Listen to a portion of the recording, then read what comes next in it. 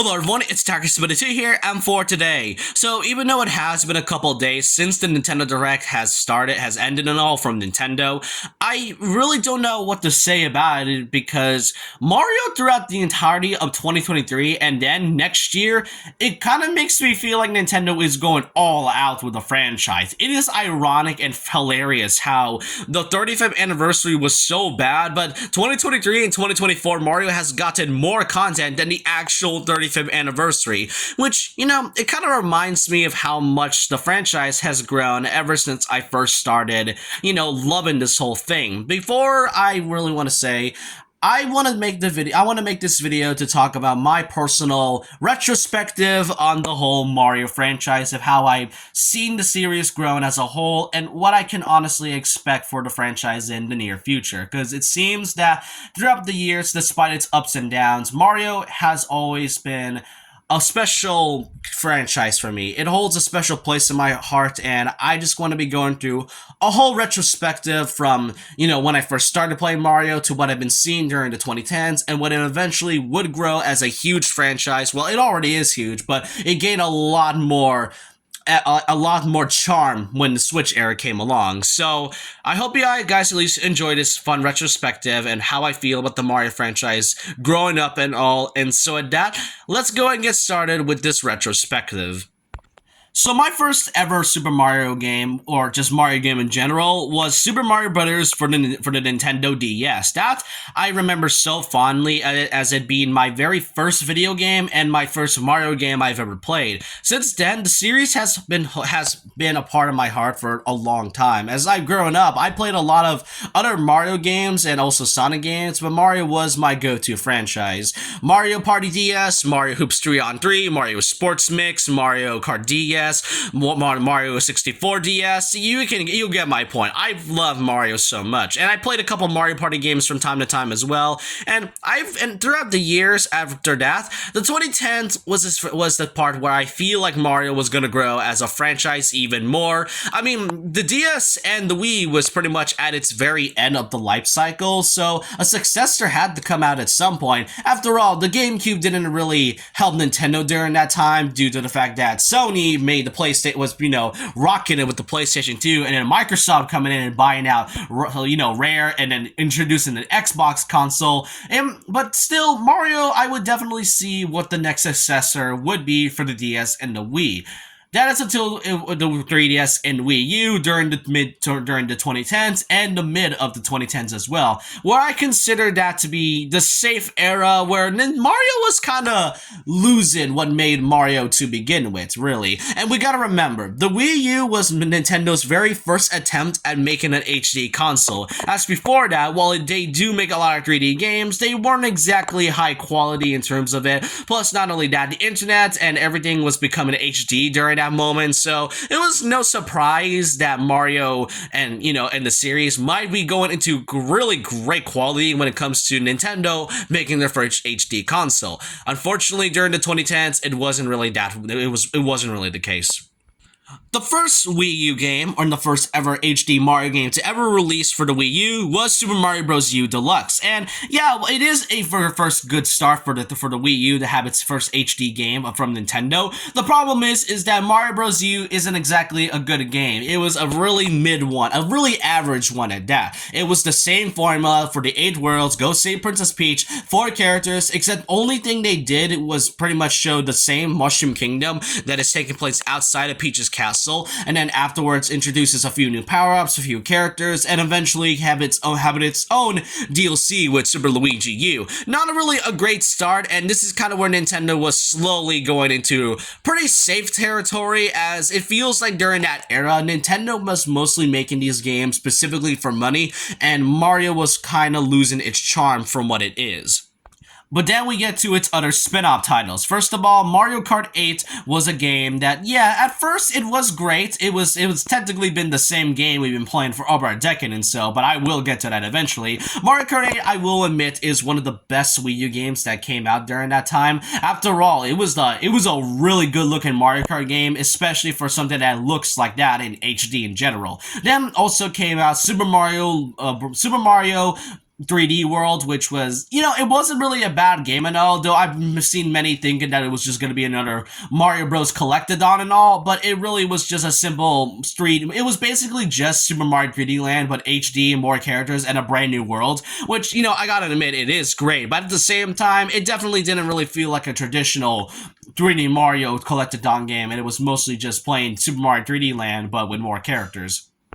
But then we get to the sports titles. Mario Tennis Ultra Smash is, I would say, one of the worst Mario spin-off games I played because this game is just tennis. Yeah, at first it looked promising. It was an HD tennis game, but the game, when it came out, the game is just tennis without the Mario in it. Yeah, they introduced the Mega Mushroom, but that's like the only unique mechanic they've gotten, as it was mostly just Mega Battles. That is all what Mario Tennis Ultra Smash has to offer. A really low character roster, low quality, and even though it's HD, it kind of feels like, it doesn't really feel like it's HD. It feels more like a game that Nintendo wanted to make in order to release something that will come out in the holidays. And this game was, if I recall, either $50. This game should have been a $20 to $30 game. This didn't feel like $50. This felt like a rush project, and that's one of the few examples I have to mention about the sports titles. Mario Strikers and Mario Sluggers was nowhere to be seen during that era, and I think it's for the best. Can you imagine what they would do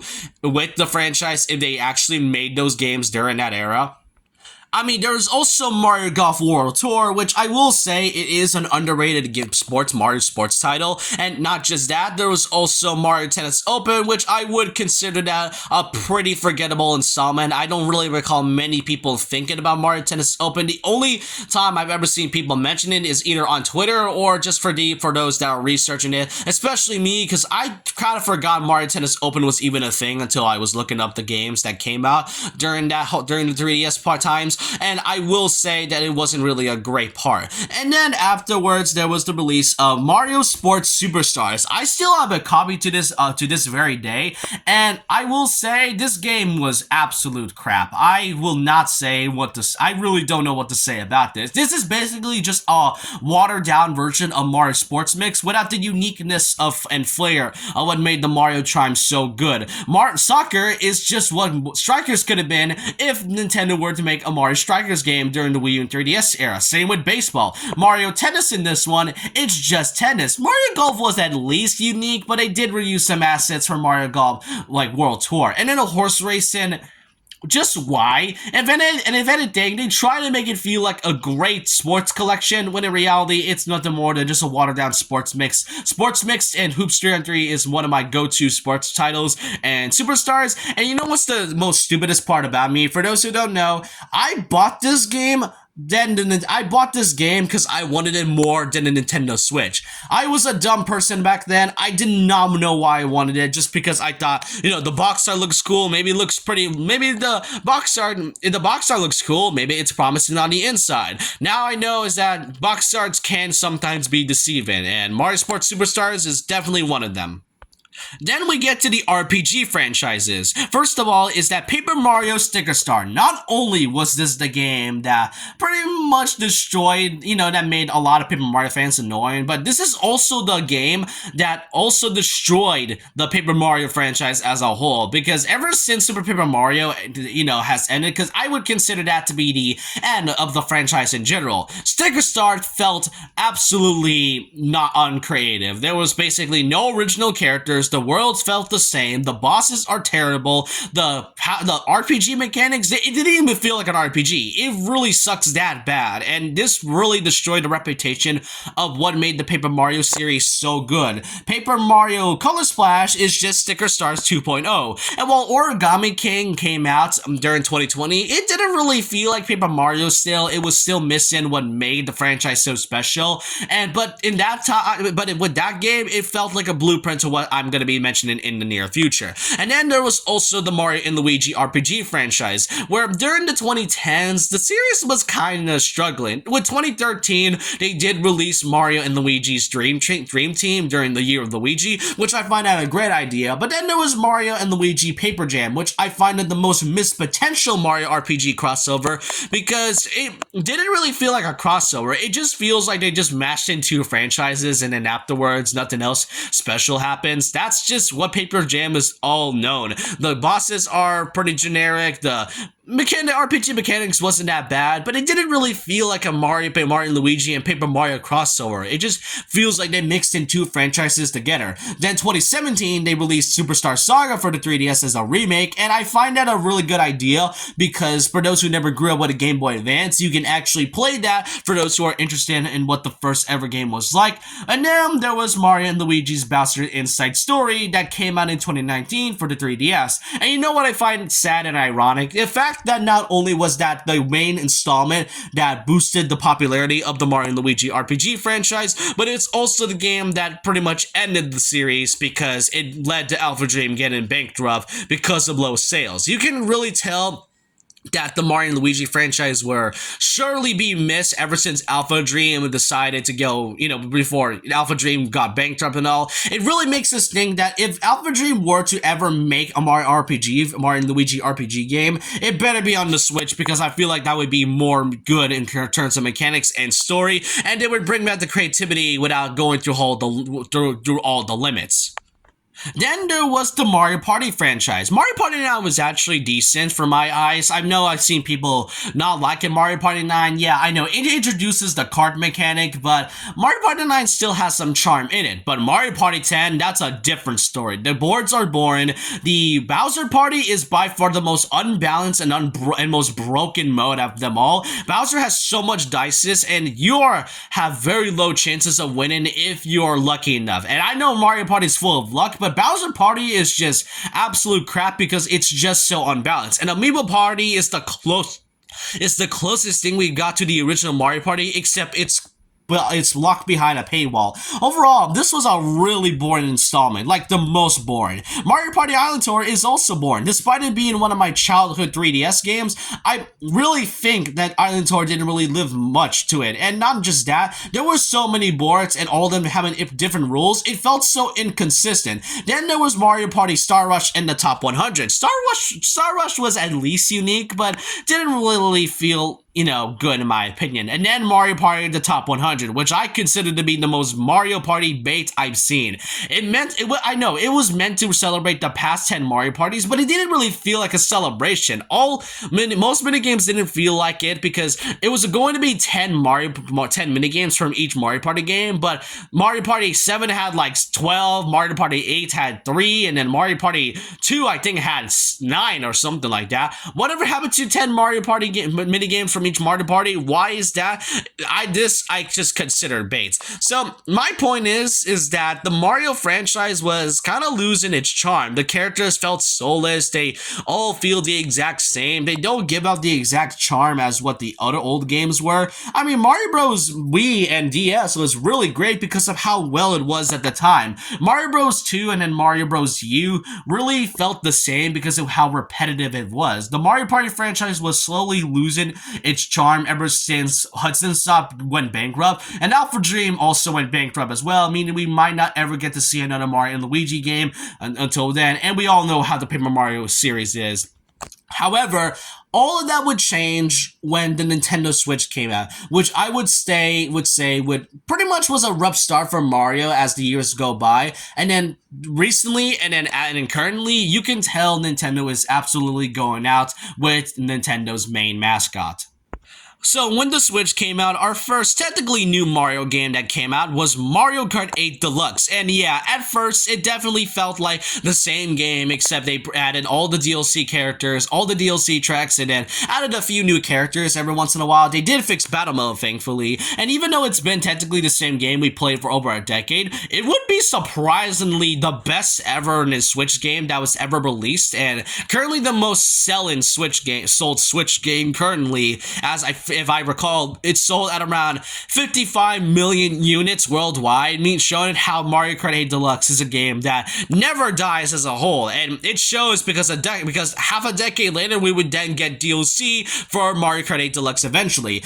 Afterwards, we were then given Mario plus Rabbids Kingdom Battle. Yeah, definitely a weird game to say at least, because first of all, a Rabbids and Mario crossover felt really odd to say at least. Rayman was already in the slums with Rabbids pretty much being Ubisoft's main mascot at this point. But Mario plus Rabbids Kingdom Battle was surprisingly a good game. It is a really, really good game. The characters were expressive. The Rabbids weren't actually annoying, surprisingly. The story is pretty unique and fun, and it did give us some unique characters. I mean, I find it ironic how the Rabbids are basically having more unique designs and characters than what the Mario RPG franchise has during the 2010s. Then afterwards, we were then given Super Mario Odyssey of October 2017 as the first ever big Mario 3D title. This right here is one of the most played games to this day. I've seen many claiming that Mario Odyssey is the best game, and to this day, I've seen many hoping for a sequel to Odyssey just because of how good it was and how much potential a sequel would have. I mean, I don't expect a Mario Galaxy 2 at some point, but a Mario Odyssey sequel would definitely be interesting, but it really depends whether or not Nintendo is ever going to oblige and actually make a sequel to a 3D game, because the only time a Mario 3D game ever got a sequel was basically Mario Galaxy 2, as I mentioned. But Mario Odyssey is a game that is still played to this day. From the amazing story, the great characters, the unique worlds, the fun mechanics that brought back what made the 3D Mario game special to begin with, you can tell that Odyssey was put love and care from it. Then we get to 2018 with the releases of Mario Tennis Aces. Well, yes, it is a game that first gave out the whole free update standpoint. I mean, 2017 already had that, but Mario Tennis Aces was mostly the first game to have this sort of free updates. However, I do think Mario Tennis Aces handles the whole free updates very well in terms of releasing the character almost every month, unlike the other two games I will mention in the future. But Mario Tennis Aces, it definitely felt more like Mario Tennis rather than what Ultra Smash given us. It gave really fun characters, a nice variety of roster. Story mode, it wasn't bad, but it didn't really feel like, it wasn't really a good story mode in my opinion. And then afterwards, Super Mario Party. Yeah, the game felt like a misleading. I've already made a video talking about Super Mario Party in general and how it was meant to be back to the original. It didn't really feel like it. It still lacked of what made the originals to begin with. But this game I would also consider to be a blueprint to what's coming up in this further in the video. And while Super Mario Party was pretty great, it has by far the best character roster in the Mario Party franchise by far, but it still lacked what made the original great in my opinion. Then in 2019, yes, do you really think Super Mario Wonder was the first 2D Mario game? Nah, we had Super Mario Bros. U Deluxe. Why does this game exist? I have no idea. It pretty much mixes both the original and then the Luigi U, while also adding a few, well, just technically new characters, but that's all I can really say about this. This game, I don't know why Nintendo decided to port this from the Wii U, but I don't know, Nintendo tends to be strange at times. Then 2019, we were also given Yoshi's Crafted World. This game was pretty decent. It wasn't bad, but it definitely wasn't great as Yoshi's Woolly World. Then we were given Super Mario Maker 2. I kind of forgot to mention that while the Wii U era was pretty mid in terms of its releases, I will say there were some great games that came out during that time. Smash for Wii U, the newly introduced Splatoon franchise, and then there was also Mario Maker 2, and then there was also Yoshi's Woolly World, and then Mario Maker. Mario Maker 2, it did add some new features that the original Mario Maker could have had to begin with, but I felt Mario Maker 2 was pretty missed potential because after about a few months, they just kind of stopped updating it. I still feel like I still feel, kind of paranoid from Nintendo because from the fact that they put extra game styles but then never added new game styles other than Mario Bros 3D with Mario 3D World, and then afterwards not added the amiibo costumes, that I consider that a sin in my opinion. Then on October of 2019, Luigi's Mansion 3 came out, and I will say that at that time, this was considered, in my eyes, Nintendo's most expressive and most charming game from not just Nintendo, but also Next Level Games. Next Level Games is always great when it comes to making really well-developed and quality games, and Luigi's Mansion 3 is an exception. After all, Luigi's Mansion is one of my favorite franchises, and I love how expressive the characters are. The levels are are fun, the ghosts are fun, the bosses are really creative and well done, and I made a rake in talking about the bosses too. I consider Luigi's Mansion 3 one of my favorite games in 2019, and it just made me love Luigi more as a character, and it really just shows how Next Level Games is shown to have more quality than what quantity. They take their times with their games very well, and it shows. Luigi's Mansion 3, I really recommend buying this game since since Dark Moon is getting a whole remaster. I thought, why not get the third game while you're at it. And then 2020 came along. We all know what 2020 is all about, but there were surprisingly a few Mario titles that came out during that day. First of all, Paper Mario the Origami King. Yeah, it was another Paper Mario game that came out, but at least it sort of brought back Paper Mario mechanics in some way. We technically had partners. The writing is still hilarious. I kind of forgot to mention is that the writing for Sticker Star and Color Splash is actually really funny, and there were moments where I had a laugh, but Origami King, yeah, it also felt the same thing. Bosses, enemies still felt the same though.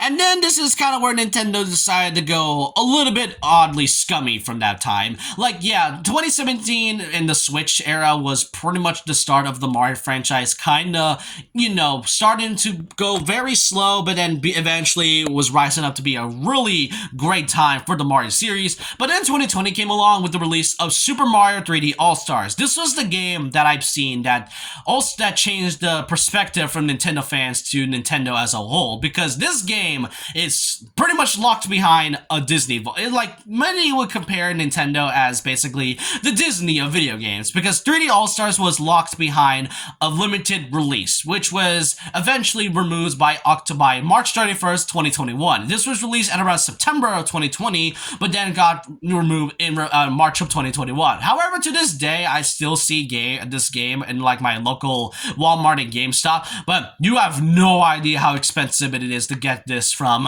eBay. It costs over hundreds of dollars, which makes me glad I got this title before it got removed, but still, I kind of find this a weird scummy move from Nintendo, because why lock it behind a limited release of 3 of the most iconic 3D Mario games? And then we also got Super Mario Bros. 35, a Battle Royale game. It was a really creative thing until they also removed it in March 31st, 2021. What was Nintendo thinking during that era? Genuinely, what were they thinking? I know 2020 was already a huge struggle, but to actually make 2 of these things limited releases was definitely odd and really didn't feel like Nintendo at all. Then we get to Super Mario 3D World plus Bowser's Fury, which would have released in February of 2021. Yeah, definitely an odd one, but unlike the original, I do think the new version with Bowser's Fury was pretty great. Bowser's Fury gave us one of the most best Bowser forms I've seen, and 3D World, if I recall, didn't really have much of an online functionality, but it definitely still feel like a great start of 2021's Mario games. Then afterwards, on June 2021, we were given Mario Golf Super Rush. Yeah, this was the exact game where I say that, yeah, it didn't really feel like Mario Golf. The game felt bland in some ways. The characters felt soulless, and it didn't exactly have the Mario charm in it. And the free updates, yeah, it only lasted a few months, and the story mode was pretty mid at best. And then afterwards, we were then given the release of Mario Party Superstars. This right here is, remember what I said about Super Mario Party was considered the blueprint? This right here, this game came out on October 2021, and that I would consider to be the game that brought back what made Mario Party, the original first few Mario Party games, so charming and great to begin with. It brought back a few iconic boards, it brought back an iconic location from the first Mario Party game, and yeah, while the minigames were pretty low, Mario Party 8 still has pretty low minigames, and but what I find pretty flawed about this is that the one time where I feel like Mario Party was desperate for DLC, Nintendo really didn't do much with it aside from just, doing absolutely nothing from it. I was honestly expecting at least some DLC from Mario Party Superstars, and to this day, it still hasn't happened. It's been 2 years at this point, and I'm really starting to give up on it, and I even made a video talking about Mario Party Superstars. But nonetheless, without the DLC, I would consider this such a great return to what made the series so good to begin with. Then afterwards, we were then given the release of WarioWare Get It Together. After all this time, we finally get to see a WarioWare game on the Nintendo Switch. WarioWare Gold came out during the 3DS era, and many were at least hoping for WarioWare to at least come out for the Nintendo Switch, but eventually on November 2021, we finally get a WarioWare game for the Nintendo Switch with Get It Together. It still has the wacky charm with the WarioWare franchise, and I like it, right? And I like it that way. Then 2022 started, where I feel like Mario was slowly getting into a huge renaissance as a whole. And you remember that one meme where people were like, Nintendo has forgotten about Mario because there was no Mario Odyssey 2 and all, despite it being, having a lot more Mario content. As I mentioned with Mario Kart 8 Deluxe, Mario Kart 8 would eventually get a whole DLC pack with 6 waves and eventually 8 new characters, surprisingly, with the booster pass. And to this day, I'm still baffled they managed to give out DLC, and honestly, it was for the best in some ways. Then there was also Mario Strikers Battle League. It brought back the Battle League franchise, thankfully, but not in a good way because when it came out, I remember people rioting from the fact that this game got free updates, how it only got 10 characters, a lack of limited, soccer fields. It didn't feel like Mario Strikers, but I will admit that next level games, you still have that charm with Luigi's Mansion 3, and you still have that charm with the Mario Strikers franchise. I love how the artwork is still back from what it used to be, and Mario Strikers Battle League, it's a pretty decent one at best, but at least it was more executed pretty well than what Mario Golf Super Rush has to give us. Then afterwards, Mario plus Rabbids Sparks of Hope, which was the sequel to the surprisingly great acclaimed Mario plus Rabbids Kingdom Battle. Again, the sequel felt out of nowhere, but in a way, it was a great thing because Kingdom Battle was really charming at best, and surprisingly, it made the Rabbids way more likable. I love the game, the story is fun, the gameplay is great, and I honestly really love the DLC too. And then, once 2022 ended, 2023 is what I consider to be the big start of the Mario Renaissance, with the release of the Super Mario Bros. Movie. This has been in development since 2018, and since then, I was genuinely worried whether or not Mario Bros. Getting a movie ever since Nintendo's old take on the 1990s Mario Bros. Movie was going to bomb, but surprisingly, this became Nintendo, and surprisingly, the Illumination's best ever film next to, I guess, Despicable Me and all. But still, Super Mario Bros. Movie gained over $1 billion after about a whole month in its release. And this is without Japan's release, because at the time, Japan didn't exactly get the release date for for the Mario movie just yet. So even without Japan, Mario Bros. As a movie still manages to get over $1 billion. And that's how you know the series was so great. Then afterwards, we were then given way more titles. Mario Bros. Wonder brought back the iconicness of 2D Mario, and it pretty much brought back what 2D Mario games lacked ever since Mario Bros. DS and Mario Bros. Wii. Afterwards, we were then given WarioWare Smooth Move It, which would then release in a couple months, and also a huge remake to Super Mario RPG Legend of the Seven Stars, the very first Mario RPG game to ever release. The fact that Square Enix and Nintendo was able to bring back an iconic game to be remade is absolutely astounding, and it brought back some iconic characters like Geno and Mallow. And not just that, 2024 still has more to offer. Mario vs. Donkey Kong is bringing back the iconic Mario vs. Donkey Kong series, aside, because the minis weren't exactly great on its own. Then we were given a new Princess Peach game, which we have not gotten since 2007 with Super Princess Peach for the Nintendo DS, and this game is all creative. Story looks fun, the gameplay mechanic looks great, Peach getting her own power-ups is really cool in my opinion. Then afterwards, we were also given Luigi's Mansion 2 HD, a port of the good old Dark Moon game, but it's still really great to see Luigi's Mansion get a lot more love. And as of recently, which is one of my most hyped games for 2024, Paper Mario The Thousand Year Door getting a full-on remake with updated visuals and maybe a new story with Luigi. I'm not coping, I swear. I really want Luigi to get his own story mode with the Marvelous Compass. I want him to go to the Wapple Kingdom, and you cannot stop me. Overall, this was what I consider to be the Wonder Era, and eventually the Mario Renaissance. It's pretty much what Sonic has been going through since 2020, and I feel like Mario is going through the same thing. Mario, while it had some great games, did kind of struggle as well during the 2010s. But now, as of recently, Mario is slowly becoming one of the most charming games to ever release. So that's all I can say about this retrospective. I know this was long, as I don't usually make long videos, but Mario as a series has been a special place that has been held in my heart for a long time. And as the series grew, there were some ups and downs, but 2020s with the Switch era is what I consider to be the best era for Mario, in my personal opinion. But I want to know your thoughts and opinions down below about this. What do you all think of this Mario Bros. Retrospective? I want to thank you all for watching this, as I really feel like Mario is growing a lot as a franchise since the Switch era started, and I really cannot wait to see what Mario has to offer in the near future for 2024 and beyond, and maybe until the next Nintendo console. I really can't wait to see what Nintendo has to offer for the franchise in the future. And so with that, leave a like, comment, subscribe, hit the notification bell for more videos, follow my Twitter, and I'll see you guys next time. And remember this, once a legend, always a legend.